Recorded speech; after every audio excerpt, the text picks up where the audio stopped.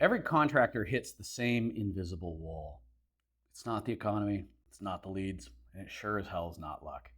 It's the moment the business gets too big to run on grit, and you realize your hustle has become the bottleneck.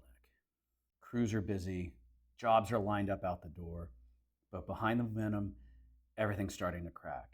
You're chasing production instead of profit. You're managing people who don't know how to follow through.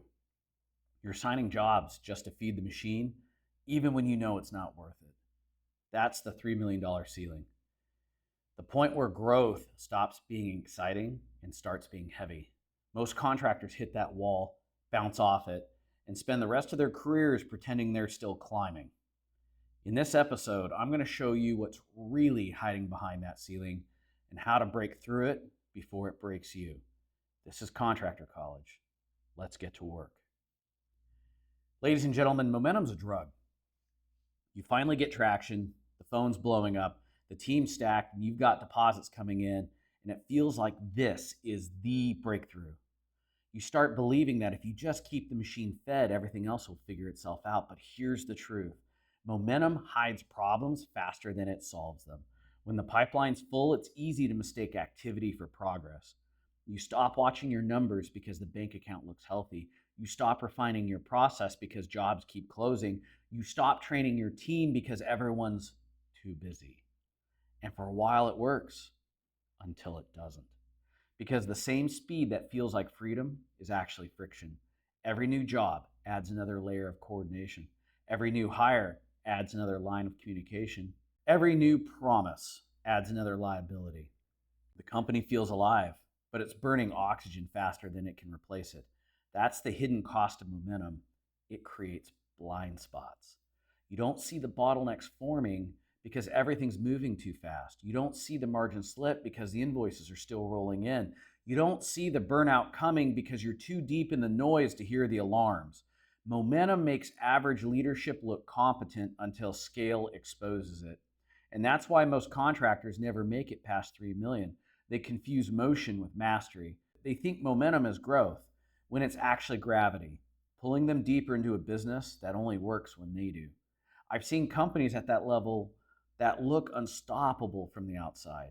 Beautiful branding, packed schedules, crews everywhere, but inside, they're duct taping everything together. Production meetings feel like hostage negotiations. Cash flow swings harder than a framing hammer, and nobody knows who is accountable for what. They're not running a business. They're riding a wave. And here's the problem with waves. They always crash. The question isn't if momentum will break, it's when. Because momentum without structure is a countdown.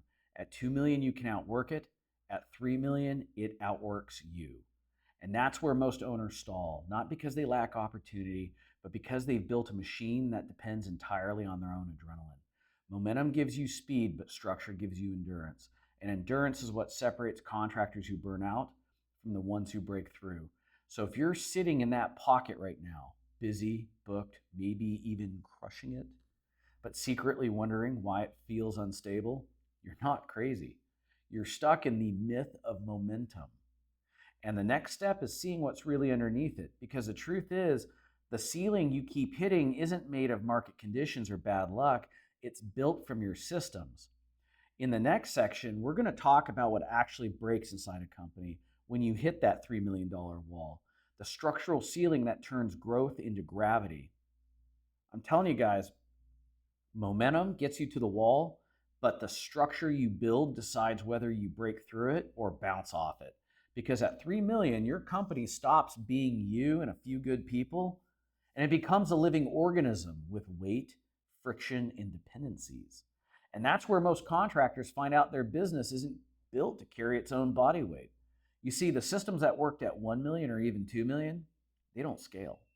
At a million, you can run everything out of your head. At 2 million, you start dropping balls, but you still catch most of them. But at 3 million, you're buried under the pile. That's the structural ceiling, the point where the business grows faster than its infrastructure. The estimating spreadsheet that used to make sense now has 100 tabs and 5 versions. The production schedule lives on a whiteboard that nobody updates. And job costing's 2 months behind, and that leaves you flying blind on margin. Meanwhile, the crew count has doubled, but accountability hasn't, and communication turns into confusion, and every project manager has to become their own mini CEO, each doing it their way. You're not scaling a company, you're multiplying inconsistency. The more people you hire, the more chaos you inherit because process hasn't caught up with payroll. And that is where leadership bottlenecks. Every decision still runs through you: approvals, estimates, change orders, client issues, cash decisions. You become the gravitational center of the company, which sounds powerful until you realize it's a trap. When you slow down, everything slows down. When you get sick or burned out or distracted, the whole business loses oxygen. At 3 million, control doesn't scale, delegation does. But delegation without structure is abdication. Most owners think they've delegated. They've really just dumped tasks on people without giving them authority, clarity, or metrics. And now they're frustrated because nobody seems to care like they do. The truth? Nobody can care like you until you give them a system that lets them win. Structure is what gives people the power to perform, not pep talks, not personality. But here's the hard part. Building structure requires slowing down long enough to design it. And most contractors are terrified of slowing down. So they keep sprinting, chasing the next sale, plugging the next leak until the ceiling hits back.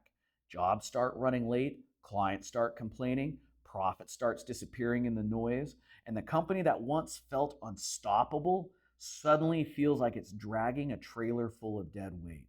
That's not bad luck. That's physics. A structure can only hold what it's designed to hold.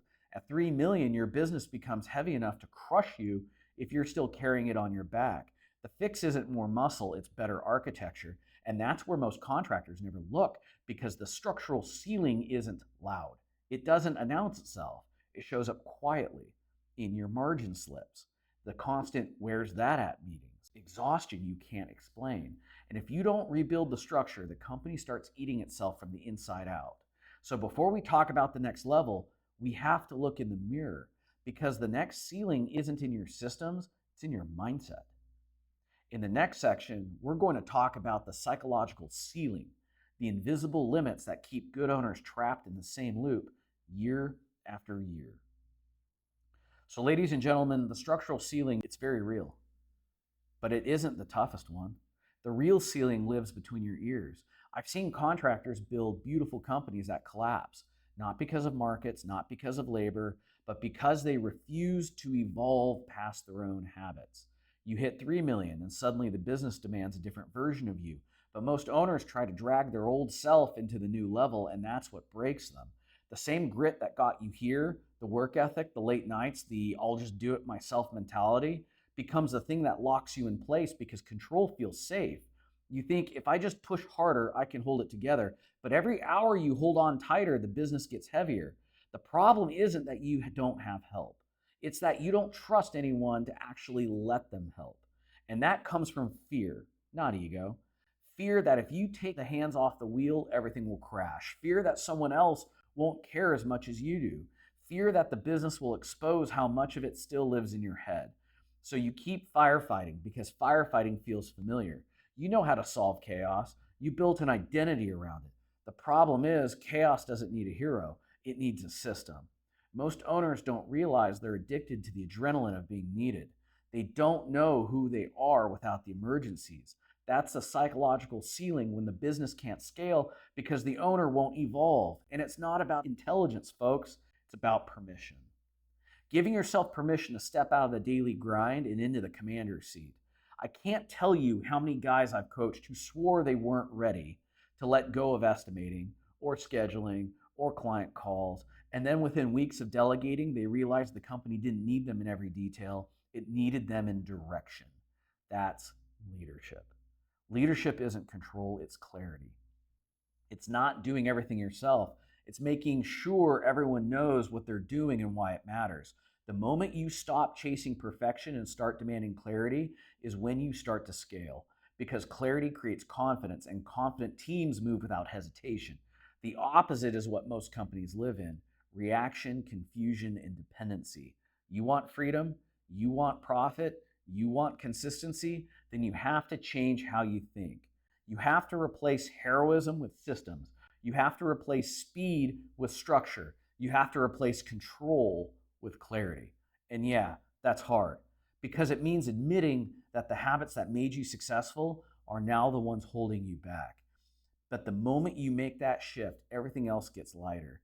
You stop carrying the business and you start commanding it.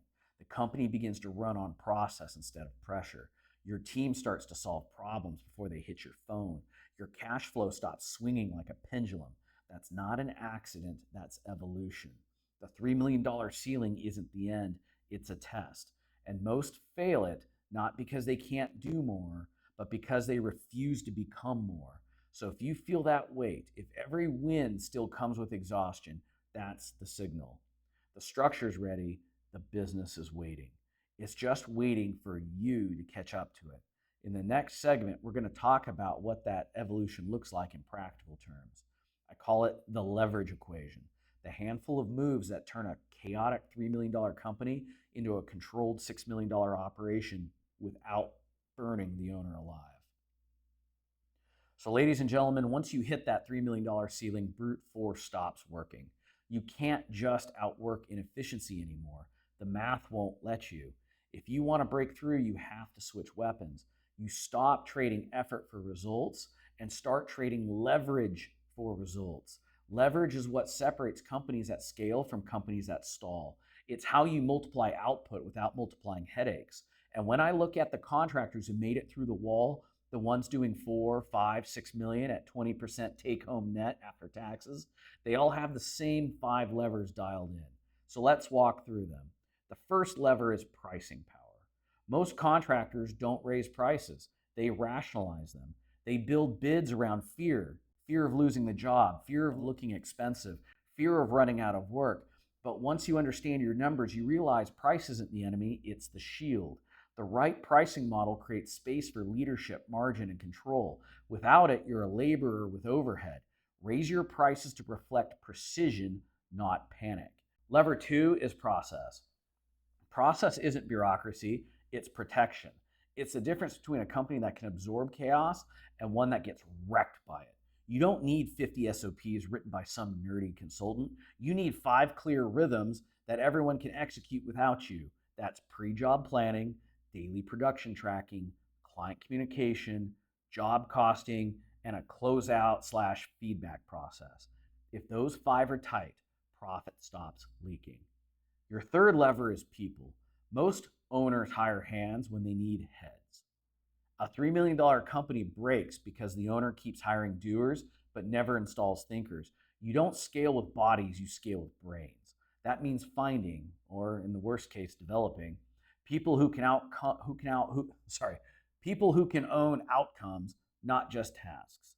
The job of leadership isn't to be everywhere. It's to make sure someone else can be effective without you. Lever 4 is data.